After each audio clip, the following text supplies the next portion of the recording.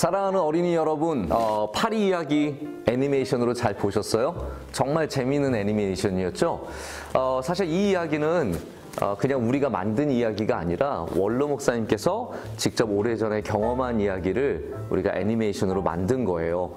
원로 목사님께서 설교 시간에 이야기를 한번 해주셨거든요. 아주 오래전에 원로 목사님이 비행기를 타고 먼 나라로 가실 때 함께 그 비행기 안으로 들어온 파리가 있었고 밖에 매달려 있는 파리가 있었대요. 그런데 그 매달려 있는 파리는 힘이 세 보이고 그래서 계속해서 날아갈 수 있을 것 같았지만 금방 비행기가 뜨고 바람이 세어지자 슉 사라져 버린 거죠. 그러나 비행기 안에 있었던 파리는 자기가 한 게 아무것도 없지만 아무 노력한 거 별로 없지만 계속해서 목적지까지 안전하게 다다를 수 있었다는 참 재밌는 얘기를 해주셨거든요.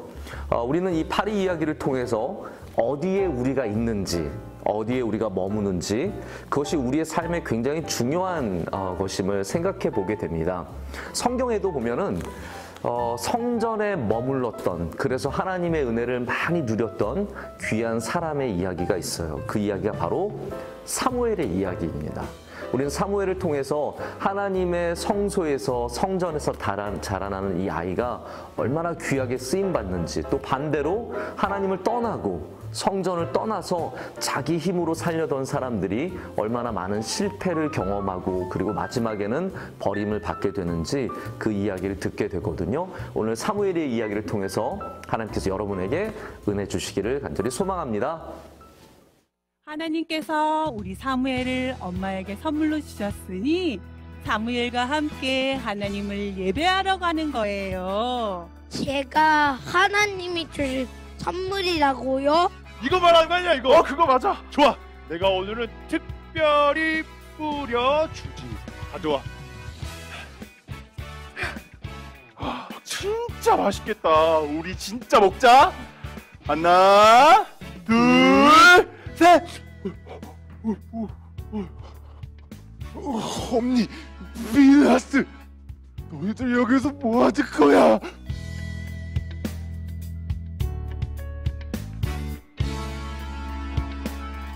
짜잔! 하나님, 오늘도 하나님 앞에서 잘할 수 있도록 도와주셔서 감사해요. 야야야야, 왜? 내가 재밌는 거 하나 보여줄까? 뭔데? 기다려봐.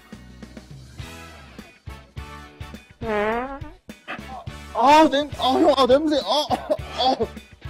얘들아, 잠을 좀 자. 무슨 사무엘아, 사무엘아.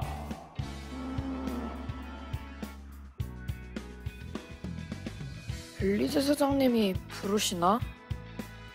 사무엘, 나는 너를 부르지 않았단다. 꿈을 꾼 게로구나. 이상하다. 분명히 들렸는데? 죄송합니다. 가보겠습니다. 사무엘, 네? 다시 한번 너를 부르는 목소리가 들린다면 하나님께서 사무엘 너를 부르시는 듯하니 네 하나님, 제가 여기 있습니다 라고 말씀드려보렴. 네, 제사장님. 하나님이 나를 부르신다고? 그래, 이번에도 목소리가 들리면 제사장님 말씀대로 해봐야겠어.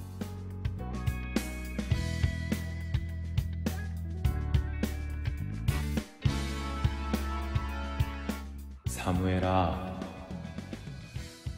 사무엘아.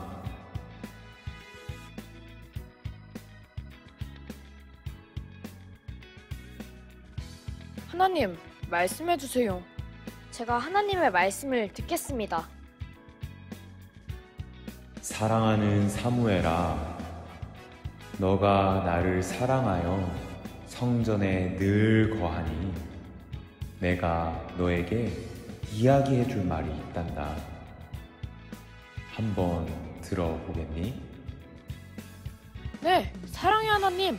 하나님의 말씀을 들을게요. 저에게 말씀해주세요.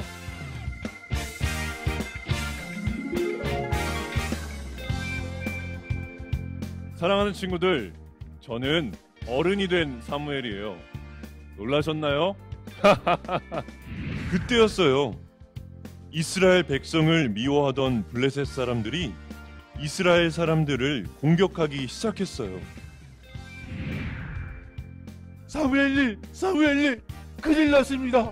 지금 블레셋 군대가 쳐들어오고 있습니다. 어떡하죠? 이렇게 무섭고 떨릴 땐 어떻게 해야 할까요?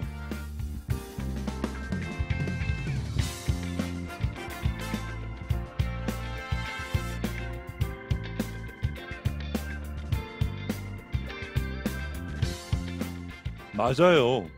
우리가 하나님께 배운 대로 기도해야 해요. 하나님, 우리를 도와주세요. 우리를 이 나쁜 블레셋 군대로부터 지켜주세요.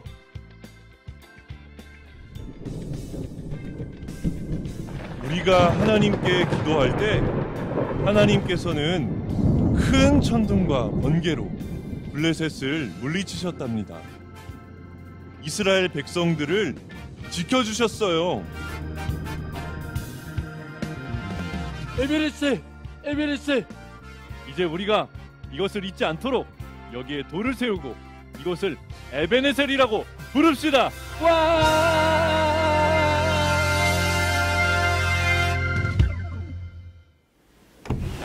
짜잔! 안녕하세요, 여러분. 여러분의 담임 목사 김하나 목사입니다.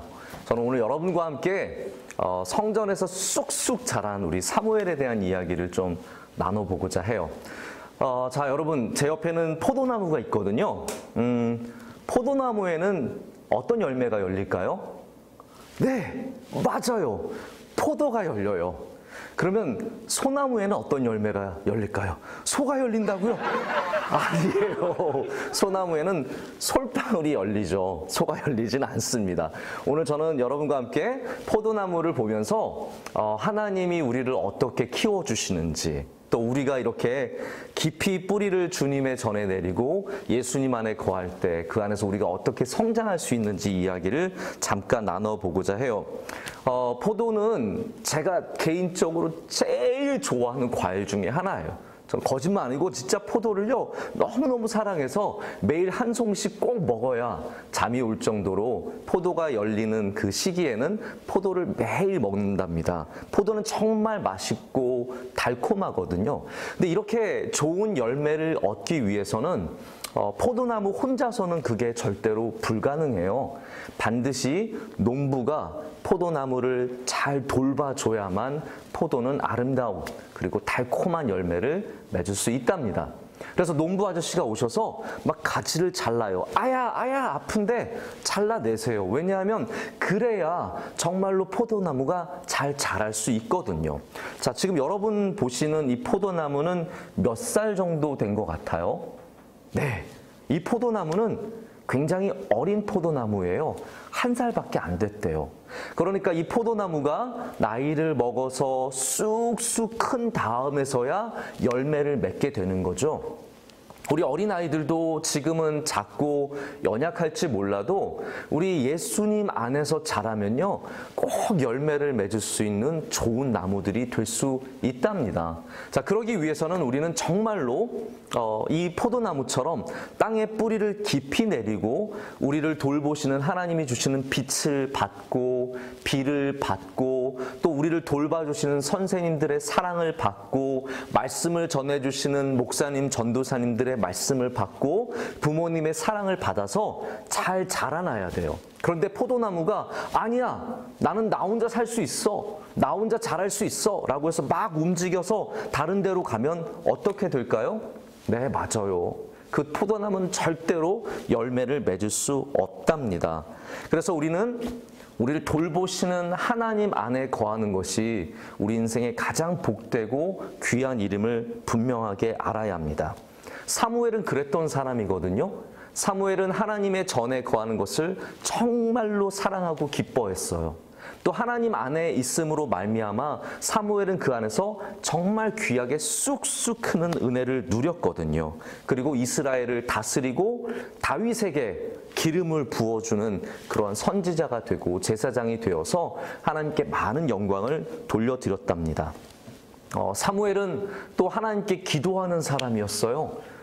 우리 연약하고 어리지만 기도하는 어린이들은 하나님께서 쑥쑥 자라게 해주세요.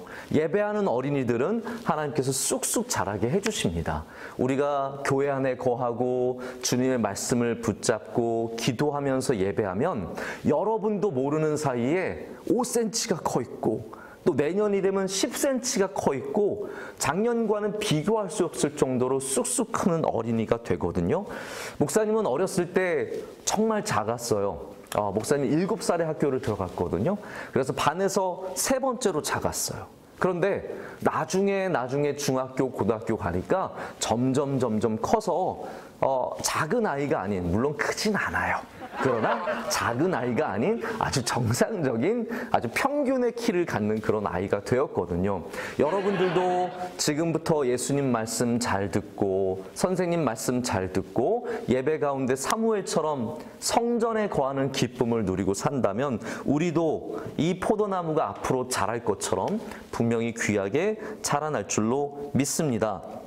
저는 우리 교회 학교 아이들에게 한 가지 참 갖고 있는 소망이 있어요. 우리 교회학교 어린이들이 지금 예수님 잘 믿는 것처럼 청년이 되어서도 예수님 잘 믿기를 원하고 결혼하고 나서도 예수님 잘 믿기를 원하고 아이들 낳고 나서도 예수님 잘 믿기 원해요. 그러기 위해서는 지금부터 이 교회 안에 거하는 연습을 잘하고 또 하나님 말씀 사랑하는 그 마음 변치 않아서 우리도 열매를 꼭 맺어서 달콤한 열매로 세상을 기쁘게 하고 또 하나님의 뜻을 이루는 그러한 사람들이 되기를 간절하게 소망합니다. 어린이 주일이라서 오늘 제가 말씀을 전하게 됐어요. 저는 얼마나 기쁘고 감사한지 몰라요. 직접 예배실에서 여러분과 함께 예배를 드리지 못하지만 정말로 사랑하는 마음으로 축복합니다. 여러분 한 명 한 명이 귀하게 자랄 때 앞으로 미래가 밝은 거예요. 여러분 한 명이 예수님 잘 믿을 때 앞으로 우리나라가 잘 될 거예요. 여러분 한 명이 예수님께 기도할 때 여러분의 가정에도 은혜가 있을 거예요. 그렇기 때문에 우리도 사무엘처럼 기도하고 하나님 사랑하고 그리고 하나님 안에서 쑥쑥 크는 그런 은혜가 있는 사람들 되기를 간절히 소망합니다. 오늘 어린이날 예배를 위해서 수고해준 모든 우리 목사님, 전도사님, 선생님들, 우리 장로님, 집사님, 권사님 모든 분들에게 진심으로 감사를 드리고 오늘 여러분에게 기쁘고 복되고 감사가 넘치는 날이 되기를 진심으로 축복합니다. 사랑합니다. 사랑합니다. 축복합니다.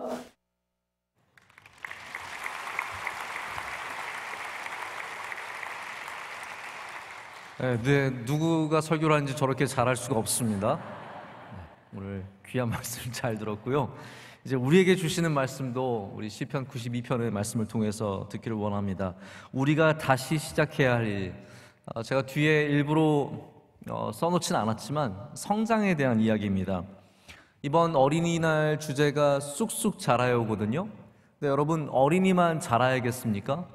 저는 그렇다고 생각하지 않습니다. 우리도 함께 자라야 합니다. 우리도 자라야 하고, 자라는 것이 멈추는 순간 우리는 쇠퇴하기 시작합니다. 존 맥스웰이 그런 말을 했거든요. 의도적으로 성장을 준비하지 않으면 의도하지 않은 쇠퇴를 준비하는 것과 마찬가지다. 저는 굉장히 이 말씀을, 이 이야기를 무게감 있게 받아들입니다. 많은 사람들이 성장에 대한 욕심과 그리고 욕구가 떨어질 때 그냥 멈춰 있는 것이 아니라 쇠퇴한다는 거거든요.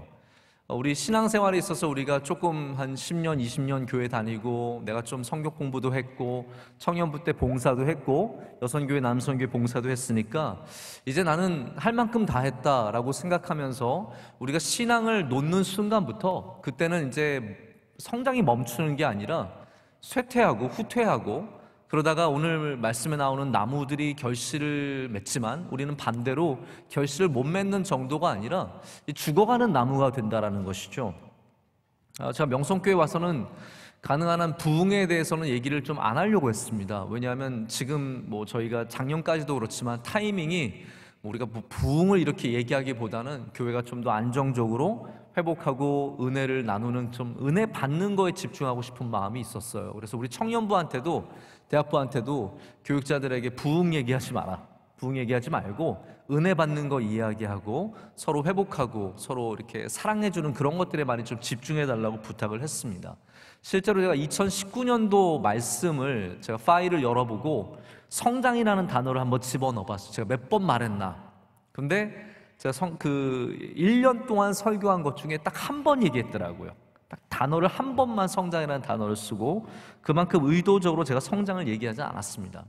하지만 이 코로나 시대가 우리 신앙을 굉장히 위축시키고 교회 활동 모든 것들을 제한하는 바람에 이 믿음 생활하는 것에 대한 굉장한 도전을 받게 되었어요. 저는 그래서 오히려 우리가 역설적으로 이러한 시기에는 더 부흥을 얘기하고 더 성장을 얘기하고 더 선교를 얘기하겠다는 그런 생각을 갖게 되었습니다. 그래서 우리 하나님을 경외하는 모든 사람들이, 예수 그리스도로 말미암아 구원함을 모든 사람들은 다시 성장을 꿈꿔야 하고 그리고 다시 시작해야 할 줄로 믿습니다. 이 성경에 하나님을 믿는 의인에 대해서 얘기하면서 오늘 92편은 나무 두 종류를 소개합니다. 하나는 이제 종려나무라고 하는, 정확하게는 대추야자 나무죠. 이스라엘에 있는 대추야자 나무고, 또 다른 나무는 레바논의 바로 백향목이라고 하는 가장 크고 아름다운 이 두 나무를 소개를 합니다. 종려나무는 우선 아름다워요. 그래서 멀리서 보기만 해도 너무너무 아름답고 또 열매를 많이 맺기 때문에 누구에게나 기쁨이 되고 복이 되는 나무입니다. 백향목은 잘 아시다시피 가장 큰, 중동에서 가장 큰 나무예요. 가장 화려한 나무이고, 이 나무는 열매는 없지만, 대추야자 나무처럼 열매는 없지만 나무의 존재로서 아주 많은 기여를 하는, 그래서 제목이 되어서 교회를 세우고 성전을 세우는 일에 쓰임받는 정말 귀하고 복된 나무입니다. 제가 종려나무에 대해서 원래 그냥 알고만 있었는데 이번에 찾다 보니까 학명을 보게 됐어요. 여러분, 나무의 학명을 아세요? 우리 나무를 볼 때 학명까지는 안 보거든요. 제가 우연히 학명을 보게 됐는데 굉장히 독특한 이름이에요. 앞에 뭐가 있냐면 뒤에는 그냥 종려나무란 뜻이에요. 팜트리라는 그러한 그림스 말로 되어 있는데 앞에는 뭐라고 되어 있냐면 피닉스라고 되어 있어요. 여러분, 피닉스가 뭐냐면 불사조, 새 아세요? 피닉스 하고 날아다니는 그 새가 있거든요. 이거는 이제 생명을 다하면 불로 들어가서 다시 살아나오는 그러한 전설의 새잖아요. 근데 여러분, 왜 나무에 피닉스라는 이름이 있겠습니까? 제가 설명을 들어보니까 이 종려나무, 대추야자 나무는 다른 많은 나무 중에서도 생명력이 가장 있는 나무래요. 그래서 잘라내도 나무가 다시 자라고, 심지어는 아주 밑둥만 남아서 불을 태워도 뿌리만 살아있으면 다시 살아날 수 있는 아주 강력한 생명력을 지닌 나무라고 합니다. 그래서 불사조라는 이름이 앞에 붙을 정도로 생명을 자랑하는 나무예요. 근데 이 말씀을 보면은 백향목이나 종려나무나 이들의 생명력이 있는 것은 그냥 있는 것이 아니라 여호와의 집에 심겼습니다. 하나님 안에 거하는 이 나무들이 굉장한 생명력을 갖고 있는 것을 보게 됩니다. 여러분, 성장이라는 단어가 사실 우리에게 많은 부담감을 줍니다. 저는 솔직히 제가 왜 성장을 얘기 안 하고 부흥을 얘기 안 하냐면요, 여기에 지쳐있는 분들이 의외로 많기 때문이에요. 우리 80년대부터 대한민국은 성장 신드롬 속에 살아왔어요. 모든 것들이 성장의 포커스가 맞춰져 있습니다. 기업이 그랬죠. 가정도 그랬고, 개인도 그랬고, 문화도 그렇고, 정치도 그렇고, 외교도 그렇고, 심지어는 교회조차도 모든 것들이 성장과 부흥에 초점이 맞춰져 있었어요. 그것을 위해서 희생을 마다하지 않았어요. 많은 사람들이 육체적인 희생과 가정의 희생과 삶의 모든 것들을 희생하며 성장하는 거에만 포커스를 맞췄는데 2000년대가 되면서 많은 사람들이 거기에 대해서 굉장히 상처를 입게 되고 그 후유증으로 인해서 어려움을 갖게 되는 거죠. 그로 인해서 우리 모두가 어떻게 보면은 성장과 부흥에 대해서 어느 정도 거부감을 갖게 된 것 같아요. 그런 면에서 저는 또 교회 안에서 자꾸 이런 단어를 쓰는 것에 대해서 부담감을 갖고 있었거든요. 하지만 여러분, 이거를 한번 생각해 보세요. 본질적으로 성장이라는 것 자체는 아무 문제가 없는 겁니다. 오히려 복된 단어지 않습니까? 여러분, 성장하시길 축복합니다. 여기에 우리가 거부감을 느끼는 것은 성장이라는 것이 본질적으로 잘못돼서가 아니라 이것을 우리가 어떻게 보면 잘못 사용했기 때문에, 이거를 통해서 성장이 아니라 오히려 상처를 입었기 때문에 우리가 그렇게 된 것이 아닌가라는 생각을 갖는 거죠.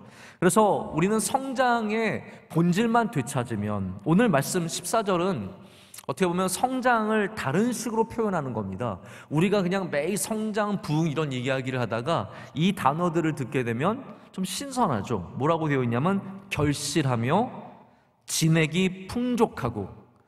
여러분, 진액이 풍족하십니까? 나무는 아니지만 여러분 안에 충분한 에너지가 있으시냐라는 거죠. 여러분 안에 마르지 않는 그 무엇인가가 있냐라는 것이고, 또한 잎이 청청하다는 것은, 청청하다는 말 우리는 뭐 푸르다고 쓰지만 영어에는 green이거든요. 초록색이거든요. 나무의 생명력, 나무의 건강함은 색깔에 달려있는 거 아니겠습니까? 그 푸르른 소나무가 병에 걸리면 전부 다 노래지거든요. 요즘에 제가 다녀보면 대나무가, 우리나라 대나무가 대부분 이쪽 서울 쪽에 있는 대나무 다 죽었어요. 작년에 너무 추워서 그런지 그 푸르던 대나무들이 전부 다 노랗게 싹 다 변했습니다. 우린 노란 나무를 보면서 금방 알아요. 잎이 청청하지 않으면 건강하지 않다는 것을 알거든요. 그래서 우리가 성장이라는 단어 대신에 좀 더 성경적인 단어를 쓰면 훨씬 더 이것이 우리에게 건강하게 다가올 수 있다는 겁니다. 여러분의 잎이 청청하시길 축복합니다. 그게 사실은 성장하라는 이야기예요. 여러분의 진액이 마르지 않기를 축복합니다. 그것이 사실은 성장하라는 이야기라는 겁니다. 그래서 지금까지 우리를 좀 어렵게 했던 레토릭들은 좀 뒤로 물러보내고 다시 온전하게 하는 성장의 말씀을 우리 새롭게 붙잡고 은혜를 나누기를 간절히 소망합니다. 자, 그럼 우리가 이 다시 해야 할 이 성장을 위해서 어떤 것을 시작해야겠습니까? 첫 번째로 제가 여러분에게 꼭 드리고 싶은 말씀은 성장을 너무 어렵게 보지 말라는 거예요. 몇 명에게 국한되어 있는 것이 아니라 성장은 우리 모두가 할 수 있는 것이고, 그렇기 때문에 성장은 단순해야 합니다. 여러분, 복음이 단순한 사실을 아십니까? 복음은 단순해요. 예수 그리스도예요. 복음이 복잡할 게 하나도 없습니다. 어느 누구나 예수 그리스도를 믿기만 하면은 구원함을 얻게 되어 있습니다. 그것이 하나님께서 주시는 어떤 진리의 단순함이에요. 그래서 마찬가지로 성장이라는 것도 어떤 대단한 사람들이 이루어내는 것이 아니라 단순하기만 해도 성장할 수 있습니다. 어떻게 보면은 우리 그런 얘기 종종 듣잖아요. 공부 잘하는 애들이 공부 어떻게 잘해요? 교과서 위주로 공부했습니다. 지가 화가 확 날 것 같은데 사실은 그게 정말 맞거든요. 교과서만 제대로 공부해도 잘 할 수 있는 거거든요. 여러분, 어떻게 해야 건강을 얻을 수 있을까요? 뭐 특별한 약을 먹어야 건강합니까? 아닙니다. 식사만 건강하게 해도, 단순하게 건강하게 해도 충분히 건강함을 가질 수 있는 것처럼 이 성장도 그렇다라는 겁니다. 그로시엘 목사님이 이런 얘기를 했어요. 성장이 복잡함을 많이 만들어낸다는 거예요. 컴플렉시티, 컴플렉스한 거예요. 아주 복잡해지는 거예요. 그런데 복잡하게 되면 그 다음부터는 성장이 멈춘다고 합니다. 이게 굉장히 잘못된 순환이죠. 성장이 단순하게 만들어야 되는데 성장은 복잡하게 만들고, 복잡해지면 그 다음부터 성장하는 것이 없다라는 거예요. 아마 기업을 하시거나 조직을 이끄시는 분들은 여기에 대해서 굉장히 쉽게 공감을 하실 거라고 생각을 합니다. 어떤 기관이든지 어떤 조직이든지 성장하고 발전하게 되면 복잡해집니다. 생각할 게 많아져요. 고민할 게 많습니다. 고려해야 되는 부분들도 많아지고요. 여기 얽혀있는 관계자들이 많아져요. 비전이 복잡해집니다. 그러다가 그 복잡함이 결국은 성장을 지연시키고 마침내는 죽일 때가 많아요. 여러분, 교회를 한번 예를 들어볼까요? 건강한 교회들, 이제 뭐 생겨난 지 얼마 안 된 교회들은요, 별로 복잡한 게 없어요. 그냥 예배 열심히 드리고 기도하고 모임도 단순하고 조직들도 단순해요. 근데 우리 명성교회만 해도 40년이 되면서 조직이 얼마나 방대해졌는지 모릅니다. 너무 커졌어요. 기관들이 많아졌어요. 관계되는 사람들이 많아요. 고려해야 할 게 많아요. 그런데 여기에 모든 집중을 하고 있다 보면 정작 우리 교회가 가야 할 길을 잃어버릴 때도 있다라는 거죠. 단순해져야 합니다. 여러분, 우리 조직이 많은 거 잘못된 거 아니에요. 기관들이 있어야 합니다. 그러나 우리는 신앙에 있어서는 교회는 단순해야 돼요. 오직 예수님, 오직 주님. 우리 신앙이 단순해져야 명성교회가 느려지고 마침내는 멈추지 않는 교회가 될 수 있습니다. 성장을 위해서 다시 예수님께로 항상 돌아가야 하고, 말씀으로 돌아가야 하고, 기도로 돌아가야 하고, 예배로 돌아가야 돼요. 조직이 아무리 방대해도 이 단순함을 놓치면 안 된다라는 겁니다. 뭐 50년, 70년, 80년 교회들이 왜 성장이 멈추냐 하면 목사님 말씀을 못해서 그런 이유가 아니에요. 조직이 방대해지고 교회를 이끄는 사람들이 너무 많아져요. 그러다 보면 교회가 어느 방향으로 가는지 비전조차 명확하지 않은 겁니다. 그럼 어떤 교회가 좋은 교회냐면요, 비전이 명확한 교회. 할렐루야. 비전이 명확한 교회가 되어야 하는데 관계자들이 너무 많아요. 난 여기서 몇십 년 있었고, 내가 무엇을 이끌어가고, 내가 여기 공로를 세웠고, 그러다 보면은 교회가 그 단순함을 잃어버리는 거거든요. 사람의 능력이 여러분 단순함에 있습니다. 어떤 목회자가 여러분 정말 능력 있는 목회자입니까? 단순하게 예수님 붙잡고 사는 사람. 뭐 많은 타이틀을 갖고 있어서 그래서 훌륭한 목회자가 아니거든요. 그 단순함에 능력이 있다는 거예요. 저도 설교할 때 가능하면 단순하려고 노력을 합니다. 여러분, 제 설교 단순하죠? 듣고 보면 아무것도 없죠? 단순한 설교가 사실은 좋은 설교래요. 저도 오늘 이렇게 어린아이들에게 말씀을 전할 때는요, 마음이 편해요. 왜냐하면 걔네들이 단순하고 저도 단순하고 그냥 이렇게 편하게 얘기할 수 있고, 몇 살 안 되는 그 아이들 딱 집중해서 말씀 전하면 되거든요. 우리 청년대학부도 말씀 전할 때 제가 부담감이 좀 적습니다. 왜냐하면 연령대가 딱 정해져 있고 그들의 고민을 제가 대충 알고 그들의 삶을 들여다볼 수 있기 때문에 제가 단순하게 전할 수 있어요. 근데 우리 1부부터 4부 예배는 힘들어요. 왜냐하면 여기 스펙트럼이 너무 넓어요. 이 안에 연령대도 굉장히 다양하고, 여러분의 정치적인 스펙트럼도 넓고, 문화적인 스펙트럼도 넓고, 생각의 색깔도 또 다 다르잖아요. 근데 제가 그걸 다 고려하다 보면 어떻게 되겠습니까? 메시지가 산으로 가는 거예요. 단순해야죠. 단순한 메시지, 예수 그리스도가 우리를 구원하셨습니다. 예배를 드려야 우리의 생명력이 유지가 됩니다. 하나님이 기뻐하십니다. 기도하는 사람에게 능력이 있습니다. 이런 이야기 단순하게 접근해야 사실은 힘이 있다라는 겁니다. 여러분, 예수님을 믿다 보면 우리도 의도하지 않은 복잡함을 갖게 됩니다. 너무 고려할 것이 많아지고 우리 신학도 복잡해져요. 누가 이런 말을 하고 저런 말을 하고. 교회 생활도 바빠지고 일들이 많아지면서 정말 우리가 해야 되는 것이 무엇인지 잃어버리고 다른 것에 매여 있는, 복잡함에 매여 있을 때가 참 많습니다. 자, 며칠 전에 우리 새벽 예배 때 마리아와 마르다에 대한 설교를 한 적이 있거든요. 그때 제가 마르다에 대해서 설명을 드리면서 여러 가지 이야기를 했지만 오늘 말씀을 묵상하면서도 똑같은 걸 생각해 보게 되었어요. 마르다의 신앙이 칭찬받지 못했던 이유는 마리아에게 믿음이 없어서가 아니라 그녀의 삶이 너무 복잡했기 때문입니다. 복잡한 삶이 결국은 신앙의 성장을 방해했습니다. 일들이 너무 많아요. 그래서 예수님께서 마르다를 불러서 뭐라고 말씀하십니까? 마르다가 너무 안타까우셔서 2번 부르셨어요. 마르다야, 마르다야. 2번 부르셨어요. 내가 많은 일로 염려하고 근심하나 몇 가지만 하든지 혹은 한 가지만이라도 족하니라. 마리아는 이 좋은 편을 택하였으니 빼앗기지 아니하리라. 여러분, 너무 많은 걸 하려고 하지 마시고요, 마리아처럼 예수님 앞에 앉으십시오. 그것이 우리가 단순하게 성장으로 나가는 길입니다. 그로 말미암아 결실하고 진액이 풍족해지고 빛이 청청해집니다.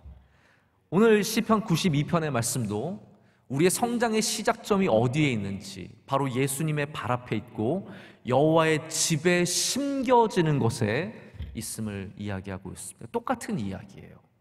분주하고 정신없는 우리들에게 예수님 앞으로 오라고 하시는 예수님의 말씀과 오늘 시편 92편에서 종려나무와 백향무가 그들이 얼마나 잘났든 간에 여호와의 집에 심겨져야 한다는 것을 얘기하는 것이 똑같은 말씀이라는 거죠.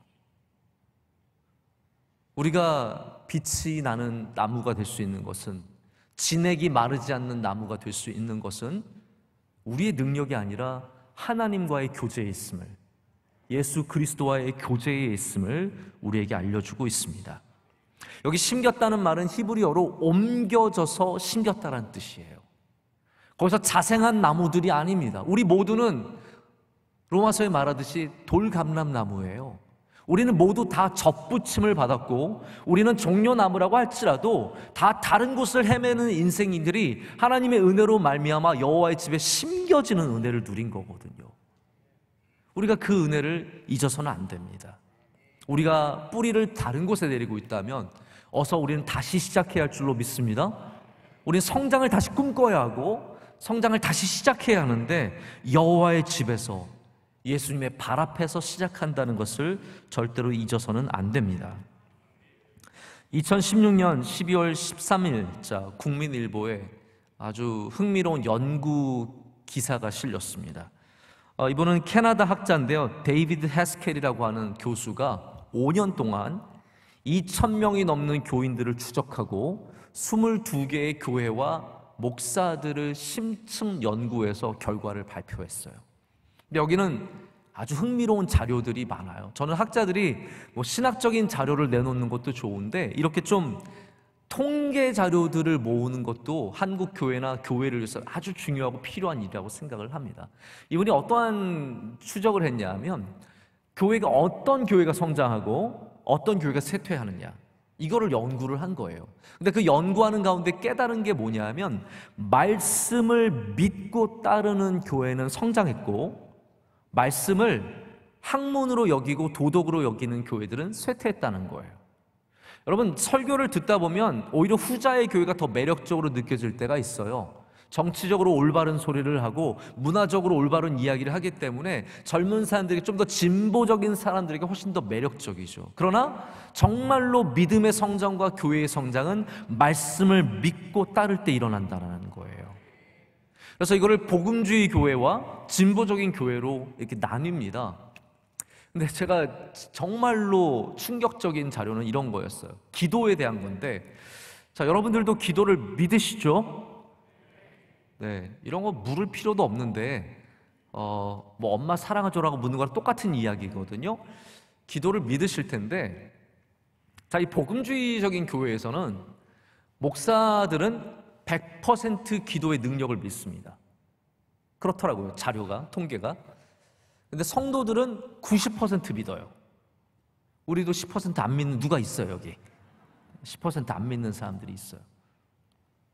근데 진보적인 교회에서는 어떠냐면 성도들은 80%가 믿어요. 근데 목회자들이 44%밖에 안 믿어요.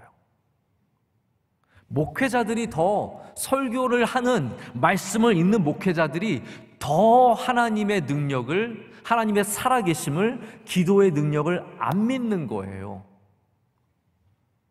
성경 말씀에 대해서는 이런 결과가 있어요.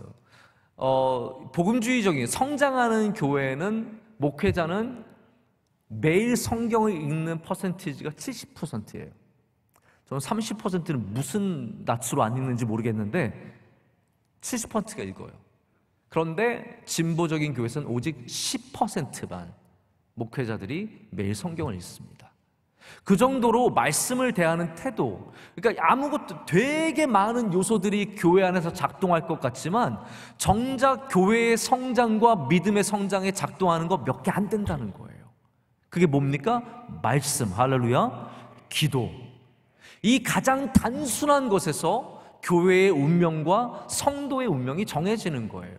이걸 우리가 어떻게 바라보느냐, 살아계신 하나님의 말씀으로 보느냐, 아니면 좋은 책으로 보느냐, 그리고 하나님의 말씀을 따라서, 예수님의 명령을 따라서 기도할 수 있느냐, 기도의 능력을 믿느냐, 이런 단순한 문제들로 우리의 신앙의 건강함이 좌우된다라는 겁니다. 저는 이 자료를 보고 우리가 더 기도해서 성장하자, 더 말씀을 읽어서 성장하자, 이런 모토를 여러분께 내놓는 것이 아닙니다. 그거는 전혀 잘못된 길로 가는 거죠. 이런 자료를 보면은 우리가 깨달아야 할 것은 뭐냐 하면, 우리가 성장하려면 우리에게 주어진 것들이 별거 없구나. 말씀 꼭 붙잡아야겠구나. 기도 꼭 붙잡아야겠구나. 예수님의 발 앞에 앉아야겠구나. 이것을 깨닫고 실천하는 저와 여러분이 되기를 원합니다. 오늘 저는 이미 설교를 했어요. 그래서 두 번째 설교는 좀 길지 않습니다. 이제 마지막으로 말씀을 드리고 말씀을 맺는데요. 제가 아이들한테도 부탁을 했잖아요. 저는 이 부탁을 우리 어린아이들, 중학생, 고등학생, 대학생이든 좀 젊은 사람들 만나면 꼭 부탁해요. 예수님 떠나지 마라. 믿음의 길을 끝까지 지켜라. 학교, 대학교를 가든 의사가 되든 변호사가 되든 결혼을 하든 애를 낳든 제발 이 길을 끝까지 걸어가라고 제가 늘 부탁하거든요. 근데 제가 우리 어른들에게도 부탁하고 싶은 이야기가 있습니다. 여러분들에게. 어른이 되어도 성장을 포기하지 마십시오. 제가 많은 성경의 본문 중에 시편 92편을 택한 이유가 있습니다. 성경에서 성장을 얘기할 때는 대부분 본문들이 정해졌어요. 사무엘, 다윗, 요셉, 또 예수님까지 이렇게 성장을 얘기하는 본문들이 정해졌는데, 저는 왜 우리 어른의, 성인의 성장에 대해서는 우리가 특별한 말씀을 못 찾는가에 대해서 고민을 한 적이 있습니다. 근데 사실은 알고 보면 모든 성경이 사실은 우리 모두의 성장을 이야기하고 있어요. 근데 오늘 말씀은 콕 집어서 바로 우리 성인들이 성장해야 된다는 것을 얘기합니다. 14절 말씀은 이렇게 되거든요. 그는 늙어도 여전히 결실하며 진액이 풍족하고 빛이 청청하니. 아멘. 여러분, 나이를 먹는다고 성장을 포기하면 안 된다는 거죠.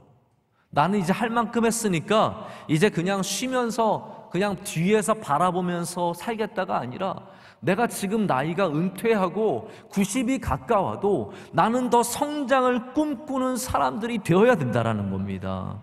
우리 어린아이들만, 청년들만 성장하는 것이 아니라 어른이 되어서도 성장하면 열매를 맺을 수 있습니다. 혹시 삶 가운데 열매가 끊겨진 분이 계시다면, 진액이 멈춰서 마르고 계신 분이 계시다면, 잎이 점점 색깔이 노랗게 변하는 분이 계시다면, 오늘 다시 주님의 집에 뿌리를 내리시고 성장을 꿈꾸시길 바랍니다. 그렇다면 식었던 기도가 다시 뜨겁게 지고, 여러분, 멀리했던 말씀이 더 가까워지고, 졸렸던 예배가 은혜가 생기고 생기가 도는 그런 은혜가 있을 줄로 믿습니다. 히브리 대학의 구약학 박사를 받으신 권혁승 교수님이 종려나무에 대해서 설명하는 걸 제가 굉장히 감동 있게 봤습니다. 이분이 종려나무를 이렇게 설명하더라고요. 종려나무 이 대추야자 열매는, 대추야자 나무는 1년에 130kg에서 180kg의 열매를 맺는데요. 여러분, 그 정도면 진짜 많은 양이잖아요. 상상할 수 없이 많은 양을 한 나무가 된대요. 그런데 이 많은 열매를, 그리고 가장 좋은 열매를 맺는 때가 언제냐? 이게 중요하더라고요. 종려나무가 최소한 50년은 되어야 진짜 좋은 열매를 맺기 시작한다라고 설명을 합니다. 왜냐하면 시간이 지날수록 나무의 굵기가 굵어지면서 양분을 더 잘 빨아 올리고, 그리고 두꺼워진 껍질들이 외부의 열기로부터 나무 안을 온전하게 지켜주기 때문이래요.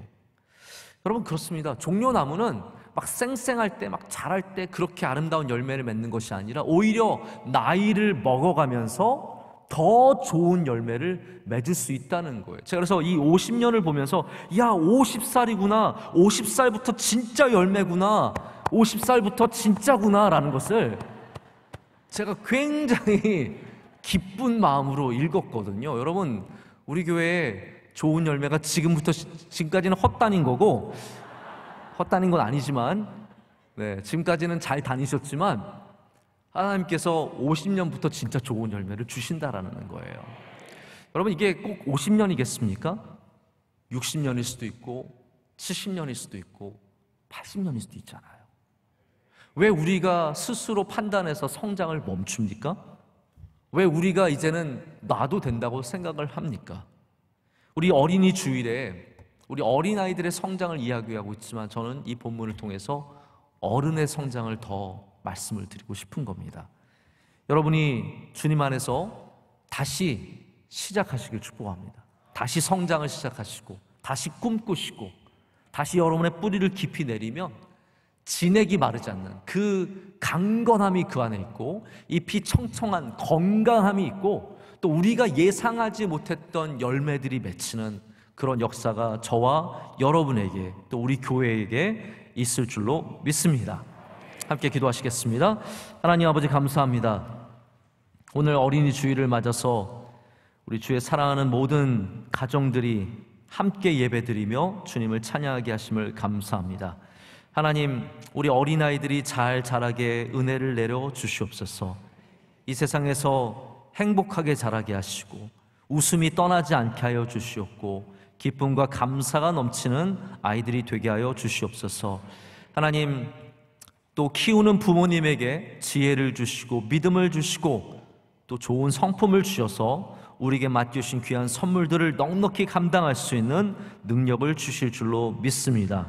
우리도 함께 자라기를 간절히 소망합니다. 주의 사랑하는 귀한 백성들, 여기에서 예배드리는 주의 모든 사랑하는 자들이 다 주님 집에 뿌리를 내리며 결실하며 잎이 청청하며 진액이 마르지 않는 은혜를 누리게 하여 주시옵소서. 예수님의 이름으로 기도드립니다. 아멘.